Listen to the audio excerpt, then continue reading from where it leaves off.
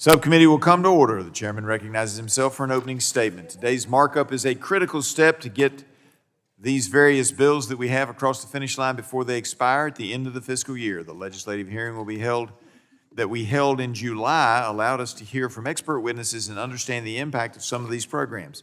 Two very important reauthorizations in front of us serve a vital role for our healthcare workforce, which are Title VII and Title VIII reauthorizations.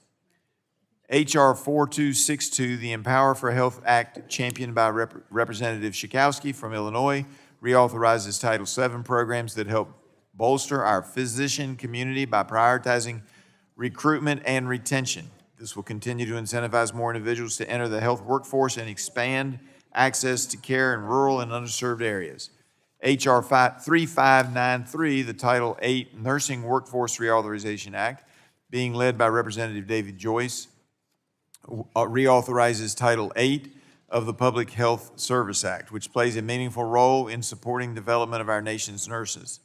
This reauthorization includes many important grant programs that help strengthen the nursing workforce and increase educational opportunities for both nurses and faculty at nursing schools. The program also allows for loan repayment opportunities that are needed to incentivize more people to enter the nursing workforce.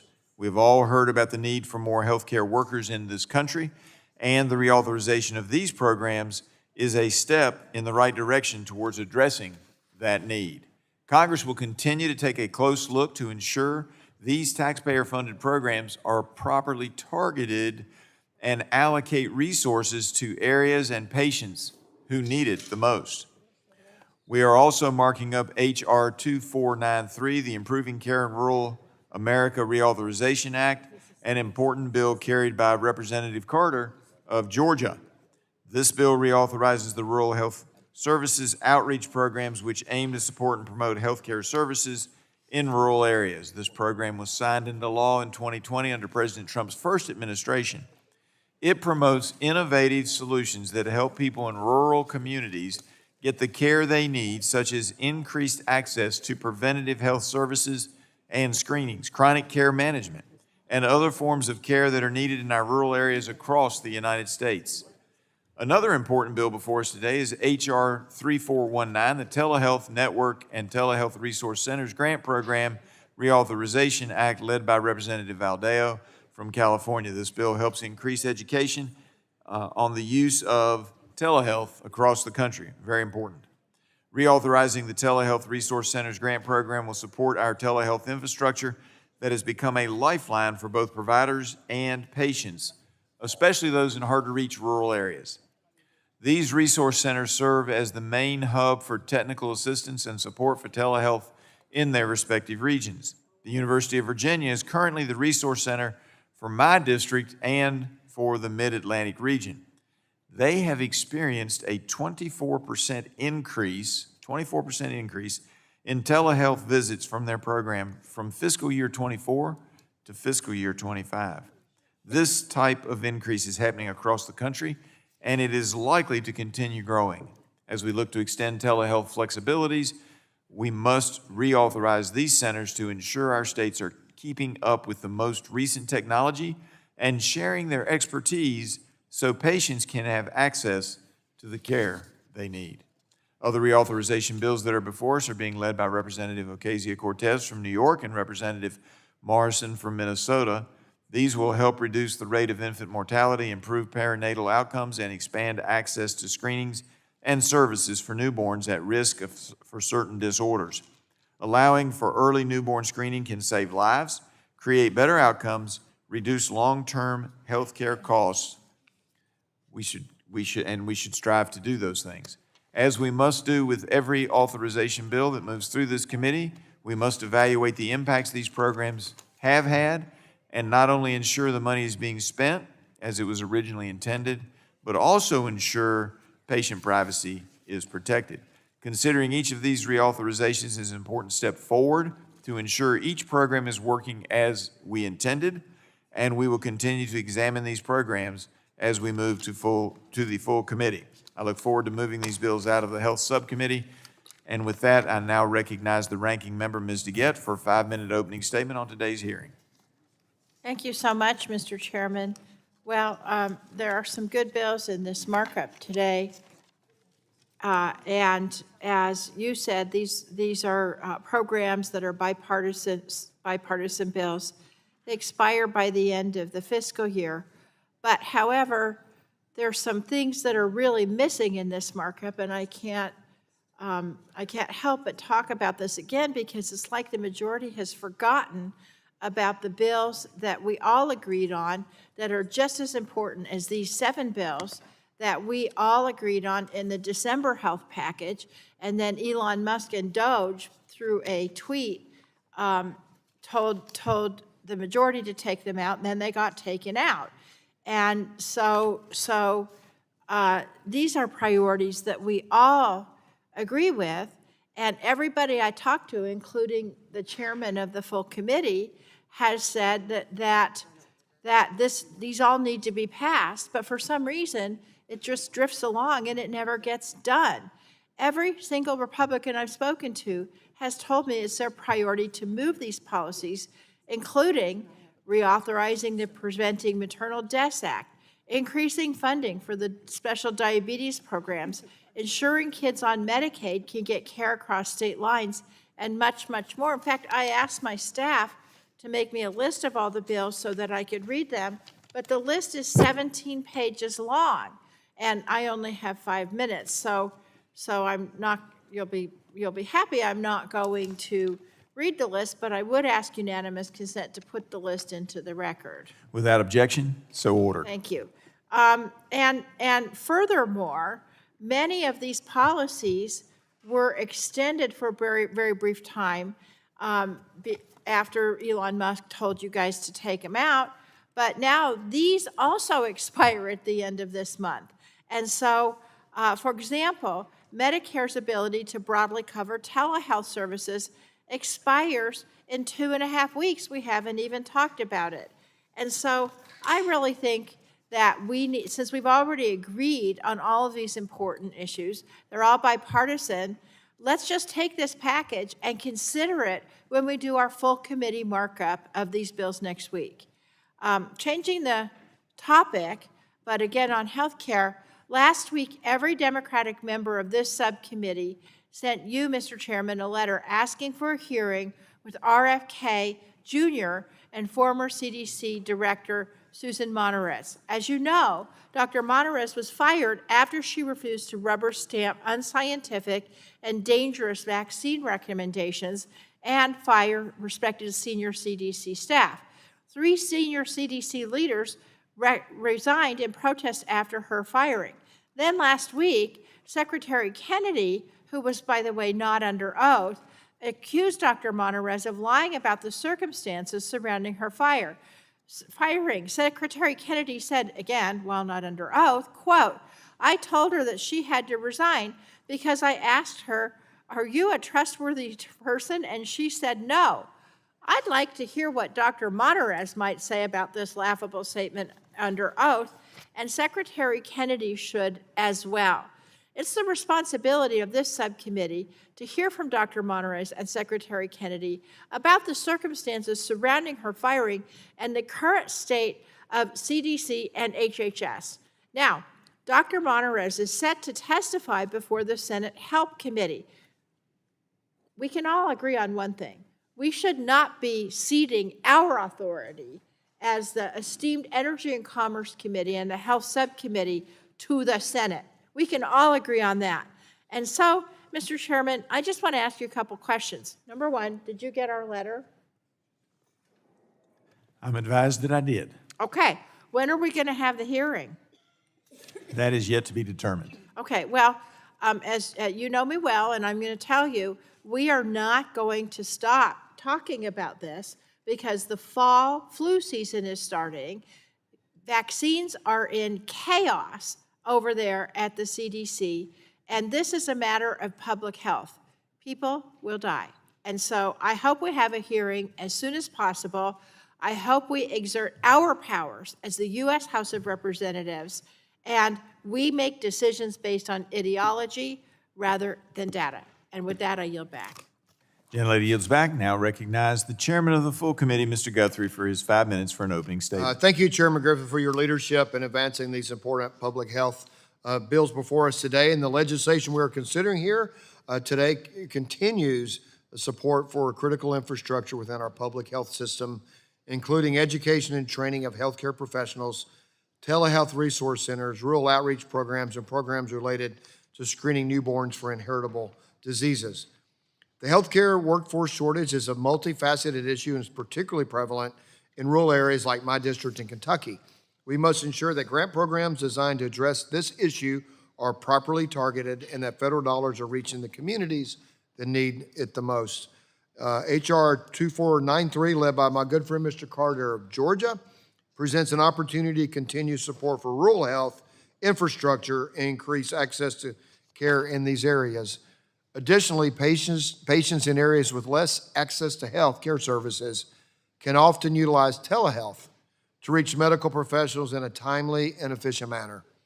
According to the Department of Health and Human Services, 96% of HRSA-funded healthcare centers used telehealth to provide primary care services in 2023. H.R. 3419 would reauthorize the telehealth network and resource center programs, which has proven to be a vital component to healthcare delivery in rural areas. Ultimately, by extending these programs, we're working to stabilize and strengthen our public health workforce that supports the health of our fellow Americans. I'm looking forward to continuing to work with my colleagues in a bipartisan manner to address these issues. Thank you, Mr. Chair, and I yield back. Gentleman yields back. Now recognize the ranking member of the full committee, Mr. Pallone, for his 5 minutes for an opening statement. Thank you, Mr. Chairman. Today we're considering 7 health bills. We'll begin by marking up a few bills that reauthorize the Title VII and 8 health professions development programs at the Health Resources and Service Administration. These programs support the recruitment, training, and retention of health professionals across the country, including physicians, nurses, and dentists. And as we continue to face nationwide shortages in health providers, continuing all of the Title VII and 8 programs is essential to creating a robust network of providers. These programs also advance the diversity of the health workforce so that it's actually reflective of the communities they serve. Research has shown that a diverse and representative healthcare workforce improves not only patients' perceptions of the care they receive, but also their access to care and their actual health outcomes. It's crucial that Congress continues to authorize and fund these important programs. Eliminating any of them would exacerbate health workforce shortages, and vulnerable communities would be hit the hardest. We'll also consider a few bills that reauthorize important programs that support maternal and infant health. The Healthy Start program serves populations with the highest rates of infant mortality and women at risk of adverse health outcomes. This program partners with local providers to improve health outcomes before, during, and after pregnancy, with the ultimate goal of reducing infant mortality and lowering rates of preterm birth and maternal illness. I'm pleased to see it included in this hearing. I want to stress the importance of reauthorizing this program for the future. We're also considering legislation to reauthorize newborn screening programs across HHS. Every year, 4 million newborns in the United States are screened for genetic conditions as part of a process called newborn screening. The newborn screening program is one of the largest and most successful health promotion programs in the country, with more than 14,000 newborn lives saved or improved each year thanks to early diagnosis and treatment of these genetic conditions. Reauthorizing this program is crucial to making sure the program continues, but we should also be looking to restore the Advisory Committee on Heritable Disorders in Newborns and Children, which the Trump administration has disbanded.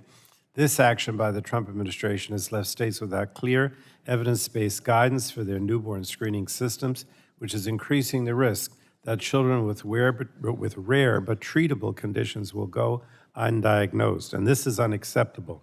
Congress must show that it stands with families across the country who rely on this essential program. We also have legislation that would grant leave parity to public health service officers. The U.S. Public Health Service Commission Corps is one of the 8 uniformed services of the U.S.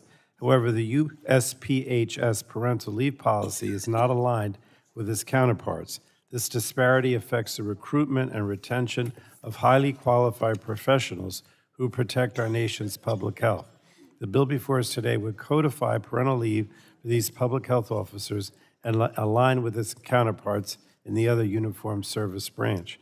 I look forward to removing all of these bills through the subcommittee today, and I hope to advance them out of the full committee soon as well. But it is important, and I want to stress, I've said this to both our subcommittee chair and full committee chair, that it's important that this committee continue its job while also working to hold the Trump administration accountable to implement the legislation that we pass. I always worry that our bills get out of committee on a bipartisan basis and then they don't go to the floor. So hopefully these will go to the floor and be passed, and we'll work on getting them passed in the Senate. But it's also important to make sure that when we pass bills, particularly new programs, that the Trump administration implements them. Otherwise, there's no point in passing them. So just a reminder again that it's not enough to just have the committee report these bills. They have to pass the House and the Senate, and the president has to implement them, which has become a serious problem. And with that, Mr. Chairman, I yield back. Gentleman yields back. The chair reminds members that pursuant to the committee rules, all members' opening statements will be made a part of the record. Are there further opening statements to be delivered live today? And I hope not. And seeing none, we will move forward. All right. Let me say this as well. It's just a point of personal privilege and a parliamentary procedure issue. The motion to strike the last word is a device used in long, contentious debates so that somebody may be able to strike again by creating the legal fiction that they're amending the measure currently in front of us. Every member is entitled to speak on every measure before us, including amendments, but unless you're making an actual amendment or trying to get a second bite at the apple, the motion to strike the last word is superfluous. All right. Chair calls up H.R. 4262 and asks the clerk to report, and I appreciate y'all's patience with me. Without objection, they got to start first. I was about to get rid of you before you started. Go ahead. H.R. 4262. Without objection, the first reading of the bill is dispensed with, and the bill will be open for amendments at any point. So ordered. Does anyone seek to be recognized on the bill? Have an amendment at the desk. The gentleman has an amendment at the desk. Can you please state what the amendment is? The clerk. Amendment in the nature of a substitute to H.R. 4262 offered by Mr. Ruiz. Strike all after the enacting clause and insert the following. Section 1, short title. This act may be cited as the Educating Medical Professionals and Optimizing Workforce Efficiency and Readiness for Health Act of 2025, or the Empower for Health Act of 2025. The whole thing. Section 2. Without objection, the reading of the amendment is dispensed with, and the gentleman is recognized for 5 minutes in support of his amendment. Thank you, Mr. Chairman. I offer this amendment in the nature of the substitute to Congresswoman Jan Schakowsky's H.R. 4262 to reauthorize programs related to health professions education and for other purposes. This amendment would rename H.R. 4262 to the Educating Medical Professionals and Optimizing Workforce Efficiency and Readiness for Health Act of 2025, or the Empower for Health Act of 2025. The United States is facing a significant and growing shortage of physicians, with projections indicating a shortage of over 187,130 physicians by 2037. I've been sounding the alarm since I came into Congress in 2013. We are facing alarming shortages in critical physician specialties, including primary care, pediatrics, geriatrics, etc. Widespread physician burnout and retirement, as well as the growing need for healthcare services and the lagging reimbursement rates compared to medical inflation, contribute to this gap. And nowhere is the impact of these shortages felt more acutely than in rural and underserved areas like the district I represent. According to the Association of American Medical Colleges, it is estimated that a shortage of between 20,200 and 40,400 primary care physicians will exist by 2036. But primary care physicians don't just practice in a vacuum. They also require specialty care for their patients. If left unaddressed, the consequences for patient access and quality of care will be devastating. The Empower for Health Act of 2025 will spur growth in our healthcare workforce and ensure increased funding for several Title VII workforce and training programs over the next 4 years. This includes funding for the primary care training and enhancement programs, which create accredited professional training programs, including residency or internship programs in the field of family medicine, general internal medicine, or general pediatrics. The Empower for Health Act of 2025 also allocates funding for the Pediatric Specialty Loan Repayment Program, the Geriatrics Workforce Enhancement Program, and many others. So we need to invest in our healthcare workforce to ensure access to care for all who need it. I encourage yes votes on this Ains as well as the underlying bill. Thank you, and I yield the Will remainder the of my gentleman yield? Oh, you're yes, I yield to Ms. Dingell. Thank you so Representative much. Dingell. Well, I just want to echo the importance of the health workforce development programs under Title VII. Last week, I was in Colorado Springs with our former colleague at Whitfield, who was a member of this esteemed committee for years, talking to some primary care physicians about the shortage that we're going to have and the challenges that they face with physician reimbursement and so many other issues. And this is really going to be a vital piece of legislation for them, especially in rural and other underserved areas. So I strongly support the amendment, and I strongly support the legislation, and I yield back. Anybody want anything else? No? Okay, I yield back. Gentleman yields back. Is there any further discussion on the amendment in the nature of a substitute? Ms. Kelly? The gentlelady is recognized to speak on the measure.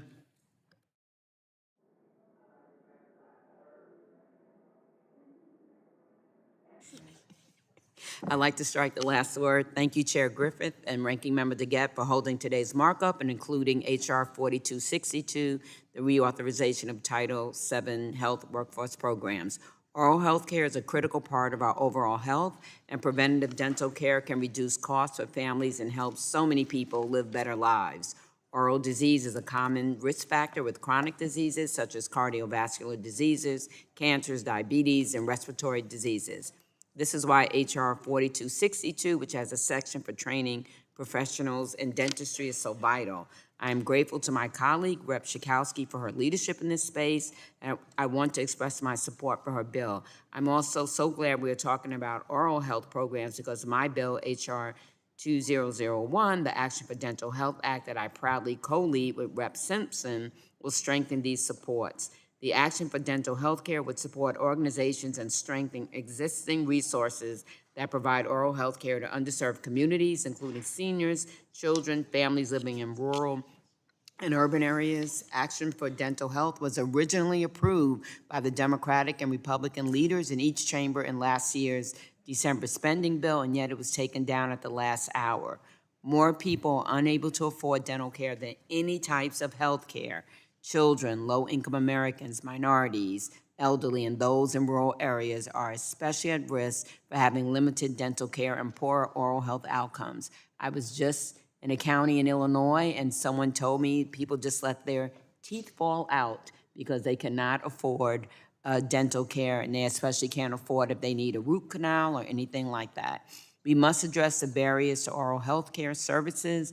The more we can address early diagnosis, intervention, and preventative dental treatments, the better off our patients and our healthcare system will be. Dental health is oftentimes an indication of overall health, and I'm proud to lead this bipartisan effort with my colleague, who's also a dentist, and actually the 4 other dentists helped also, all Republican, for the 3rd time to reduce healthcare costs for hardworking families. I urge the subcommittee to reauthorize funding for HRSA's HRSA's Title VII dental training cluster, along with continued robust funding for Action for Dental Health. Thank you, and I yield back. Gentlelady yields back. The gentleman from Louisiana recognized. Thank you, Mr. Chairman, for the recognition. I am proud to speak in support of Congresswoman Schakowsky's legislation, H.R. 4262, to authorize the Health Resource and Services Administration, HRSA's Title VII Health Workforce Programs. These programs help serve Louisiana's urban, rural, and underserved communities and diversify our health workforce. New Orleans is a hub for healthcare, bioscience, and higher education, and healthcare is the largest employer in Louisiana. That's why I'm committed to strengthening our health workforce and investing in healthcare systems that reflect the people it serves. This is how we build a stronger, more equitable future in healthcare and ensure access to quality care for everyone. I urge my colleagues to vote yes and support this bill. I yield back. Gentleman yields back.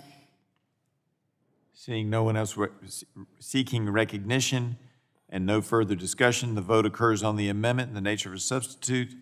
All those in favor shall signify by saying aye. Aye. Aye. Opposed, nay. Motion is agreed to. The amendment is agreed to. And now we go to the full, anybody wishing to seek recognition on the bill itself? Seeing none, all those in favor of moving the bill to the full committee, say aye. Aye. Opposed, no. Bill is recommended to the full committee.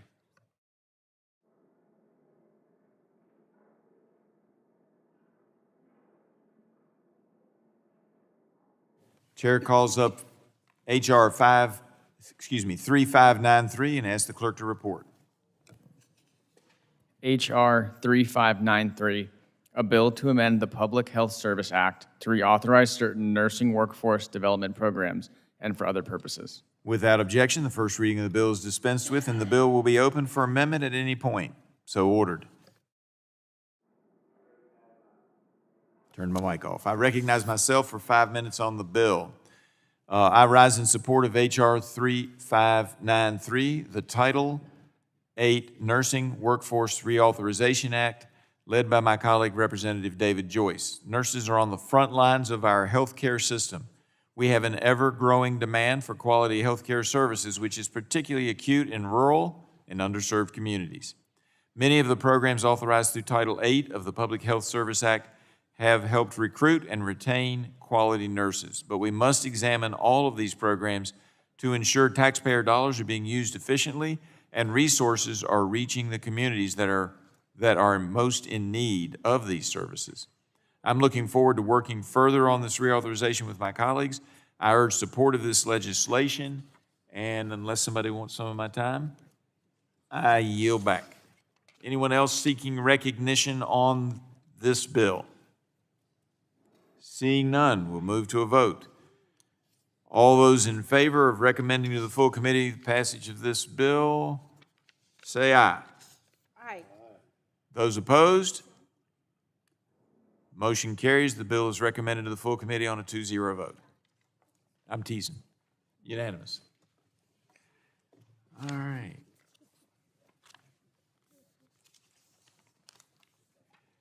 Chair now calls up H.R. 2493 and asks the clerk to report. H.R. 2493, a bill to reauthorize certain programs regarding rural health care. Section 1, short title. This act may be cited as the Improving Care in Rural America Reauthorization Act of 2025. Section 2, Rural Healthcare Services Outreach, Rural Health Network Deployment, and Small Healthcare Provider Quality Improvement Grant Programs. A, Rural Healthcare Services Outreach Grant. Without objection, the first reading of the bill is dispensed with, and the bill will be open for amendment at any point. So ordered. Does anyone seek to be recognized on the bill? For what purpose does the gentleman from Georgia seek recognition? Mr. Chairman, I move to strike last word. The gentleman is recognized to speak on the measure. Mr. Chairman, I'd like to express my support for the bipartisan Improving Care in Rural America Reauthorization Act that I've introduced alongside my good friend, Senator Tim Scott. This legislation would reauthorize critical rural health care services outreach programs that increase access to health care services in rural communities. Rural residents often encounter barriers to accessing health care, including workforce shortages, distance and transportation issues, facility closures, and health insurance coverage. These roadblocks result in unmet health care needs, leading to a 43% higher mortality rate for rural Americans compared to those living in cities and suburbs. We must ensure that vitally important health services are able to reach people in rural communities, which is exactly what the Rural Health Care Services Outreach Programs does. In fiscal year 2023, the outreach program delivered direct services to more than 500,000 individuals in rural communities, many in areas with little to no other local health care infrastructure. The Rural Health Care Services Outreach Programs represent one of the federal government's most successful rural health grant programs. These programs fund locally driven, time-limited projects that focus on improving access to care, quality improvement, care coordination, and health outcomes in rural areas. In fact, several recipients in Georgia benefit from this program, including the Southern Healthcare Collaboration in Baxley and the Wellstar Health System in Marietta. The economic case for extending this program is also clear. The Rural Health Network Development Program grantees a long-generated $2 in local impact for every $1 of outreach funding in fiscal year 2023. By reauthorizing rural health services outreach programs, this bill will lead to increased access to health care services and preventative screenings, improved chronic disease management and health outcomes, expanded telehealth services, and reduced emergency department visits for the nearly 500,000 individuals who receive direct services for these programs annually. In 2020, President Trump signed into law legislation reauthorizing rural health outreach services programs under the 2020 CARES Act through fiscal year 2025. The Improving Care in Rural America Reauthorization Act of 2025 will extend these critical programs through 2030. Further, bill changes will ensure that local rural needs are prioritized in grant awards. I applaud Senator Scott for introducing this bill with me, and I urge my colleagues to support it. Thank you, Mr. Chairman, and I yield back the remainder of my time. Gentleman yields back. Is there anyone else seeking recognition on this bill? Here. Recognize Dr. Ruiz for 5 minutes. Yeah, I move to strike the last word, Chairman. Gentleman's been recognized. Thank you. Thank you so much. You know, it kind of, you know, it moves me to hear my colleague from Georgia speak about improving rural health when we just took 10 giant steps back with the big ugly bill that cuts Medicaid, that cuts funding to rural hospitals, that is going to make rural health care devastatingly worse.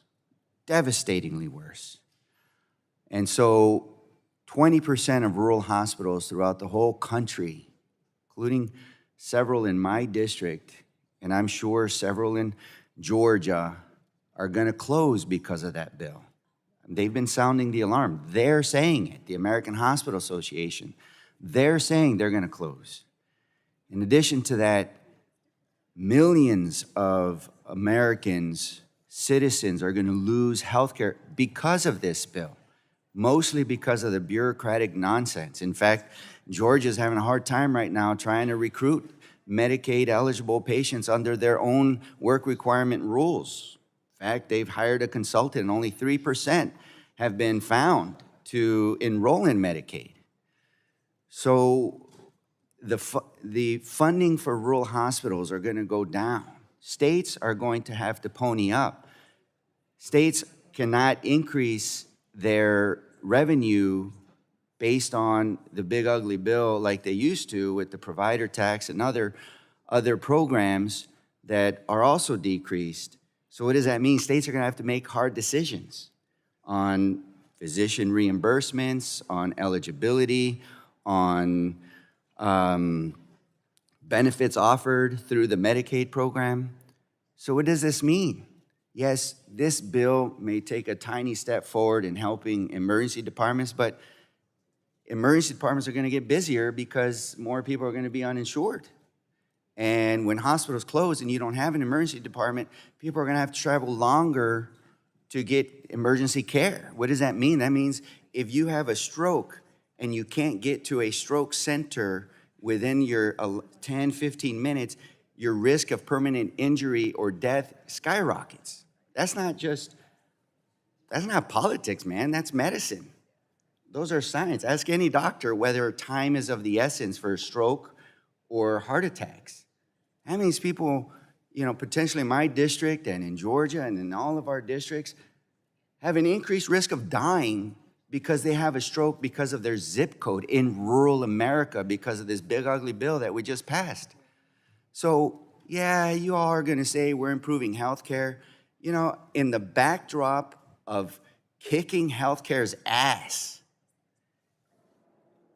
where people are going to die because of this bill that you just passed, 10 giant steps back, and now you're going to say, oh, we're going to improving healthcare with one tiny step forward? Come on. It just irks me because as an emergency physician, I know the pain and suffering that patients are going to experience. My constituents, your constituents, all of our constituents are going to suffer because of this bill. So, look, man, I'm going to vote yes. I'm not going to voice vote no because this is a common sense bill. It should pass. But spare me the improving healthcare when you just ripped healthcare away from millions of people. And that's just the people that are directly impacted through this, not the millions more that are going to be indirectly because programs at hospitals are going to be closed. So even people with private insurance are not going to have access to those specialties or those programs, and maybe even that hospital in their rural community. I yield back. Gentleman yields back. Recognize the gentleman from Pennsylvania, Dr. Joyce. I speak in support of this legislation. The Improving Care in Rural America is legislation that accomplishes something that is so important for the constituents that don't have that access to screening, that don't have that access to care, that is important that we reauthorize this. Representative Carter in his legislation understands that rural America is often left behind. This is a bipartisan piece of legislation that addresses that issue, that understands that we have a responsibility to all of our constituents, to all of America. But this is an important piece of legislation that allows screening, to allows intervention to occur early, to stop disease and the effects of that. I urge my colleagues to support this legislation here today in the markup and to continue to support it as it comes to the floor. With that, Mr. Chair, I yield back. Gentleman yields back. Anyone else seeking recognition? Recognize the gentlelady from Washington, Dr. Schreier. Thank you, Mr. Chairman. Thank you, Dr. Ruiz, for your comments. I'm happy that the committee is considering the Improving Care in Rural America Reauthorization Act, which I co-lead with Congressman Carter. My district is 10,000 square miles and includes a lot of rural communities that depend on a very scarce number of providers in their areas. And this bill will help expand access, and I am happy to support it. But I have to tell you that I would be remiss if I neglected to point out exactly what Dr. Ruiz also pointed out, that nearly all House Republicans and every Republican in this committee voted just a couple weeks ago to cut $1 trillion from Medicaid. And I've said this before, and I will say it again, that Trump's so-called one big beautiful bill, which of course we refer to as one big ugly bill, is going to close rural hospitals. It's going to close labor and delivery units. It's going to overwhelm emergency departments. It will increase costs for everyone, regardless of whether you are on Medicaid, called Apple Health in my state, or not. And Republicans are saying that this rural health transformation program is the single largest investment in rural health care ever. And that is just plain spin. I just don't know how you can call $50 billion an investment and the largest investment when, with the other hand, you are cutting $1 trillion from Medicaid, which is disproportionately important in rural America. So this is my bill. With Mr. Carter, I'm absolutely going to vote for this bill today. It is good for my district. I stand up for my district, but I just have to say that every Republican on this committee betrayed their districts by gutting Medicaid in H.R. 1, and this is not going to fully undo the damage that they have caused. Thank you, and I yield back. Anyone else seeking recognition? I then recognize myself for 5 minutes and would just simply say that we don't agree on all of the assertions made by our colleagues. With that, I yield back. And now, is there anyone else who wishes to be heard on the measure? Seeing none, we will now vote on forwarding to the full committee H.R. 3593. All those in favor say aye. Aye. Opposed, no? Oh, sorry, I got the number wrong. My apologies. Let's go back and redo it because the chairman got his numbers wrong. We're on H.R. 2493. We'd already passed the other one. I apologize. So the question now occurs on forwarding H.R. 2493 to the full committee. All those in favor say aye. Aye. Opposed, no. The ayes have it. Bill is agreed to and forwarded to the full committee. All right, now we're going to call up H.R. 3419. And I ask the clerk to report same. H.R. 3419, a bill to amend the Public Health Service Act to reauthorize the telehealth network and telehealth resource centers grant programs. Section 1, reauthorization of telehealth network and telehealth resource centers grant programs. Section 330IQ of the Public Health Service Act. Without objection, first reading of the bill is dispensed with, and the bill will be open for amendment at any point. So ordered. Does anyone wish to seek recognition on the bill? Gentleman from Georgia, for what purpose does the gentleman seek recognition? Mr. Chairman, I move to strike the last word. Gentleman is recognized to speak on the bill. Mr. Chairman, I rise in support of H.R. 3419, led by my colleague, Representative Valadao. This bill reauthorizes the telehealth network and telehealth resource centers grant programs administered by the Health Resources and Services Administration. These programs aim to improve access to telehealth services by providing technical assistance and other support methods to providers in rural and frontier communities so patients in these areas can more easily access necessary telehealth services. Approximately 22,000 patients across the country have benefited from these programs. We must continue these vital resources to help improve health outcomes in underserved communities. I urge my colleagues to support the bill, and I yield back. Gentleman yields back. Anyone else seeking recognition on the bill? Recognize Representative Dingell for 5 minutes on the measure. Thank you, Mr. Chair. I move to strike the last word on Representative Valdeo's bill to reauthorize telehealth grant programs under the Public Health Service Act. The COVID-19 pandemic underscored the urgent need to expand access to telehealth services, and they have since become an essential part of our healthcare system. We must ensure that Americans can continue to choose whether they receive their healthcare in person or through telehealth services that may be more appropriate or convenient for them. It is a fact that having to physically travel to a doctor's office or hospital can present a serious barrier to care for seniors, people with disabilities, and people who live in rural areas that are far from a healthcare provider. This bill reauthorizes critical grant programs to help address these barriers. While reauthorizing this program will be an important step in expanding access to telehealth, I urge the committee to also take action on the Telehealth Modernization Act, a bipartisan bill I co-lead alongside my wonderful colleague Buddy Carter to extend the telehealth flexibilities for seniors on Medicare through fiscal year 2027. We must continue to think seriously about how we're going to ensure Americans can continue accessing telehealth services. I also urge my Republican colleagues on this committee who understand the importance of this access to make the case to the Trump administration that proposed cuts to ERISA will have a negative impact on telehealth services and grant programs. Thank you, Mr. Chair, and I yield back. Gentlelady yields back. Anyone else wishing to seek recognition on the bill? Seeing none, I now move that, now go to the vote on H.R. 3419. Did I get the number right this time, Mr. Clerk? Thank you. On recommending or forwarding that to the full committee. All those in favor say aye. Aye. Opposed, no.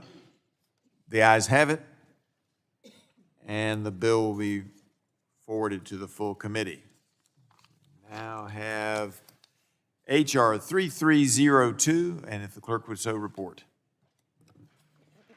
H.R. 3302, a bill to amend the Public Health Service Act to reauthorize the Healthy Start Initiative. Section 1, short title. Without objection, the first reading of the bill is dispensed with, and the bill will be open for amendment at any point. So ordered. Does anyone seek recognition on the bill? For what purpose does the gentlelady seek recognition? I would like to speak on the bill. Gentlelady is so recognized for 5 minutes. Thank you. I'd like to thank Chairman Griffith and Ranking Member DeGette for holding this legislative markup and for including our bipartisan bill, the Healthy Start Reauthorization Act of 2025, which I lead with Representative Malliotakis. I've talked about Healthy Start in this committee before, and I want to take this time to reiterate how essential this program is to families in my district and to families across the country. The United States has the highest rate of maternal deaths among all wealthy countries. We also have the highest rate of infant deaths compared to other high-income countries. And we are the only wealthy country that does not guarantee health care as a basic human right, which often leaves women without affordable and adequate prenatal and postnatal care. While there remains work to be done, we have made significant progress in reducing infant deaths over the past 3 decades. Healthy Start is a federally funded, locally driven program whose purpose is to reduce infant deaths and improve the health of babies, pregnant women, and new mothers. There are more than 115 Healthy Start programs across the country and in all 50 states, including the Bronx Healthy Start Partnership, as well as Healthy Start partnerships in Staten Island with my co-sponsor, Representative Malliotakis. Healthy Start focuses on communities that need it most. These are communities that have the highest rates of infant mortality and may have limited or unavailable maternal care. This program has a long history of bipartisanship. It was created in 1991 by President George H.W. Bush, and since then, it has been reauthorized several times, always on a bipartisan basis. In fact, the last time the program was reauthorized was during President Trump's first administration. There's a reason Healthy Start has had such strong bipartisan support. It's because it works. Women in Healthy Start receive earlier and more frequent prenatal care, fathers are more engaged, and babies are born healthier. If we continue to reduce infant deaths and improve infant and maternal health outcomes, we need Healthy Start programs in our states and districts, now more than ever. I urge my colleagues on both sides of the aisle to support this common sense and bipartisan bill, and I yield back. Gentlelady yields back. Anyone else seeking recognition on the measure? Seeing none, we will move forward to a vote. The question now occurs on forwarding H.R. 3302 to the full committee. All those in favor say aye. Aye. Those opposed, no. The ayes have it, and the bill is agreed to and forwarded to the full committee. All right.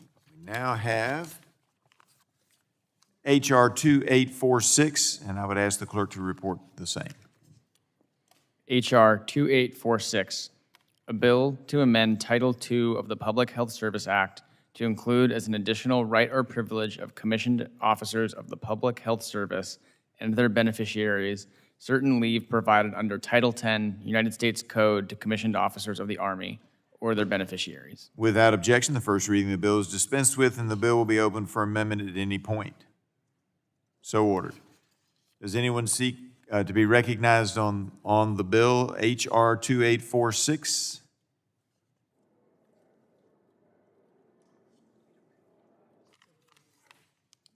All right, it's a Houlihan bill.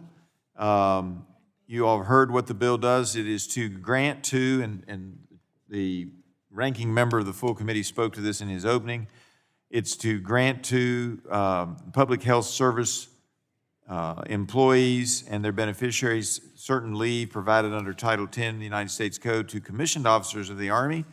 The United States Public Health Service commissioned Corps officers protect and promote the health and safety of our nation by serving in a wide range of health-related specialties with over 20 federal departments and agencies. Public health service officers deployed to provide public health emergency response and disaster recovery support.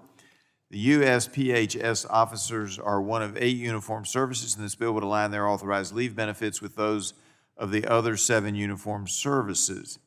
I am grateful for the important work that the USPHS officers do to keep our nation safe, and I would urge support of the bill. I would tell you that it did a little investigation outside of the talking points I've been handed previously, because I was curious as to whether or not they could be deployed into combat areas, and the answer is yes, and have been in numerous wars of the United States. Further, when there is a disaster such as a medical issue, disaster such as Ebola outbreak, they can be sent to areas that may not be in a military conflict, but that have significant disease issues that is helpful both to the United States and to the countries involved in such an outbreak. So I do support the bill, and will now yield back. Anyone else wishing to speak on the measure? Seeing no one else wishing to be recognized, the question now occurs on forwarding H.R. 2846 to the full committee. All those in favor say aye. Aye. Those opposed, no. The ayes have it, and the bill is agreed to and forwarded to the full committee. All right, the chair now calls up H.R. 4709 and asks the clerk to report same. H.R. 4709, a bill to amend the Public Health Service Act to reauthorize certain programs under Part A of Title 11 of such act relating to genetic diseases and for other purposes. Without objection, the first reading of the bill is dispensed with, and the bill will be open for amendment at any point. Seeing no objection, so ordered. Does anyone seek to be recognized on the bill? Recognize the gentlelady from Washington, Dr. Schreier, for 5 minutes. Thank you, Mr. Chairman. Well, as a pediatrician, I review newborn screen results all the time, and I am so happy that our committee is advancing the Newborn Screening Saves Lives Reauthorization Act, which is legislation that I co-lead with Dr. Kelly Morrison, an OBGYN. A little heel prick test that most parents remember and that every newborn in this country gets is a simple, low-cost, effective tool in the identification and treatment of so many rare diseases. What these have in common is that they are rare and they are horrible, but if you catch them early, you can make a tremendous difference, life-saving difference, developmental difference in kids' lives. In fact, I was recently at a food bank in my district volunteering, and I ran into one of my former patients who was also volunteering. Turns out that she, because of newborn screening, was diagnosed with phenylketonuria, or PKU, within days of birth. She is doing so great. She is thriving in high school because of this early detection and treatment with the special diet. It's a difficult diet, but it has saved her life and her development and is remarkable. I will tell you that without newborn screening, she might not have been diagnosed until permanent developmental delays had already occurred. And this was really a godsend for her and for her family. This is the common denominator for all of these 38 core diseases that are recommended for screening. They are rare, but as I said, early detection and treatment can give most of these kids the gift of a healthy and normal life. PKU is managed with dietary changes. So is galactosemia. Congenital hypothyroidism, totally different, by the way, than adult hypothyroidism. It is disastrous if not treated. It is easily treated with medication, and cystic fibrosis can now be treated with gene therapy. Without treatment, these are devastating diseases. So I just want to emphasize how important this newborn screening is, how non-controversial, non-partisan this is, and I encourage all of my colleagues to vote yes. Thank you, and I yield back. Gentlelady yields back. Anyone else seeking recognition? Seeing no one else, I will recognize myself for 5 minutes. I just have to say, this is when you love being on Health Sub and when you love being on the Energy and Commerce Committee. We have our disagreements, we have our philosophical fights, but when we come together to help children, it just, every one of us ought to feel very blessed that we have the opportunity to be here. With that, I yield back. Anyone else wishing to seek recognition? Seeing none, the question now occurs on forwarding H.R. 4709 to the full committee. All those in favor say aye. Aye. Opposed, no. The ayes have it, and the bill is agreed to and forwarded to the full committee.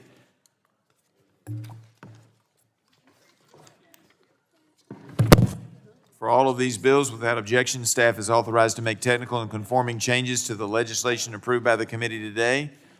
So ordered. Without objection, committee stands adjourned.